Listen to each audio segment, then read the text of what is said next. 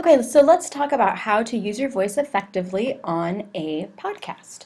I have pulled just some little tricks from my past, mostly in high school choir and speech, and I generally find them to be effective when I'm talking with students about speaking skills. So the first thing that I like to do is an old choir exercise, and it really will help you kind of wake up your voice and not get stuck doing a really monotone sort of speaking. So it's called, my choir teacher called it a siren. So you're going to go start really low, go really high, and then go back down low.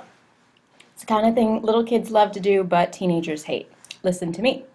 Ooh.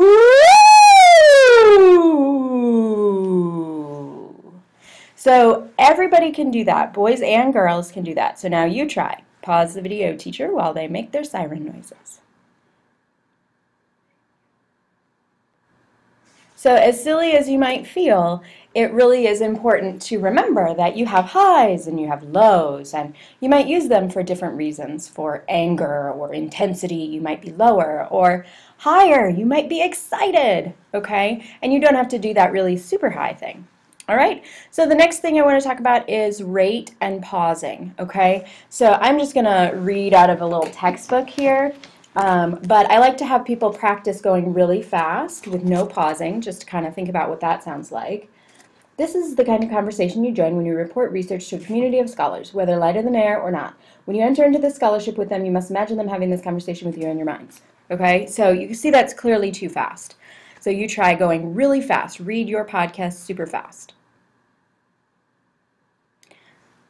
Okay, now try it really slowly. Too many pauses. Really slowly.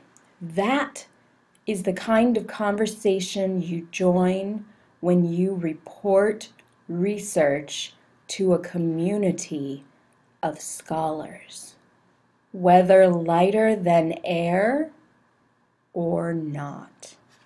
Okay, so now you try reading really slowly with kind of melodramatic pauses.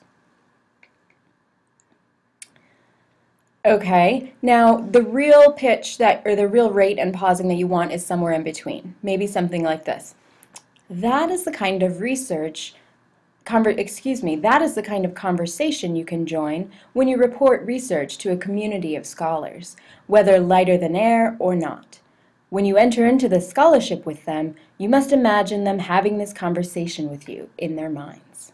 Okay, so see how I pause sometimes, and personally I like to mark on my script like a little slash, just like this kind of thing,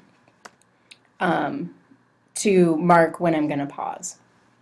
Okay, so you might try writing that in your script. And the last thing is about expression, okay? Most people sound way more bored than they think they do, okay? So unless you're really trying to sound much more animated, you're probably going to sound pretty boring. And this goes for me too. Whenever I listen to myself or watch myself on a video, I'm appalled at how dead I seem. Okay, so let's start with a really monotone. I'll read here. That is the kind of conversation you join when you report research to a community of scholars, whether lighter than air or not. Okay, notice there were no words that I emphasized. There was no expression. Why don't you read your podcast with no emphasis or expression? Okay, so now let's exaggerate it on the other end. Let's be infomercial people. You know, they're so excited. They emphasize everything, and it's like they're going to burst out of the screen. Okay, so let me show you that. That is the kind of conversation you join when you report research to a community of scholars, whether lighter than air or not. Okay, so now get really over animated. You try. Okay, so now again in reality, the best is a little bit in between, but probably erring more toward the infomercial version than you would think. Okay, and again, I like to do some underlining for the words that I'm going to emphasize, or sometimes I put them in a box or something like that. And one little trick that I have heard both for singing advice and for speaking advice is to smile when you're talking.